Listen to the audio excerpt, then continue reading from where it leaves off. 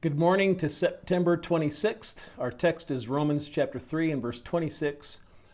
So that he might be just and the justifier of the one who has faith in Jesus. Being justified by faith, we have peace with God. Conscience accuses no longer. Judgment now decides for the sinner instead of against him.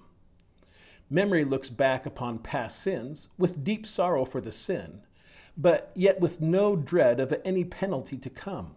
For Christ has paid the debt of his people to the last jot and tittle, and received the divine receipt. And unless God can be so unjust as to demand double payment for one debt, no soul for whom Jesus died as a substitute can ever be cast into hell.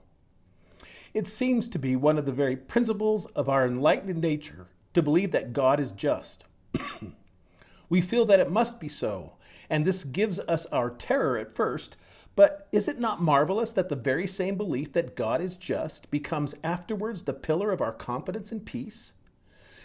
If God be just, I, a sinner, alone and without a substitute, must be punished.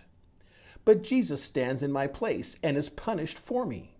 And now, if God be just, I, a sinner, standing in Christ, can never be punished. God must change his nature before one soul for whom Jesus was a substitute can ever by any possibility suffer the lash of the law. Therefore, Jesus, having taken the place of the believer, having rendered a full equivalent to divine wrath for all that his people ought to have suffered as the result of sin, the believer can now shout with glorious triumph, "Who shall lay anything to the charge of God's elect?" Not God, for God has justified. Not Christ, for he has died, yes, rather has risen again. My hope lives not because I am not a sinner, but because I am a sinner for whom Christ died. My trust is not that I am holy, but that being unholy, he is my righteousness.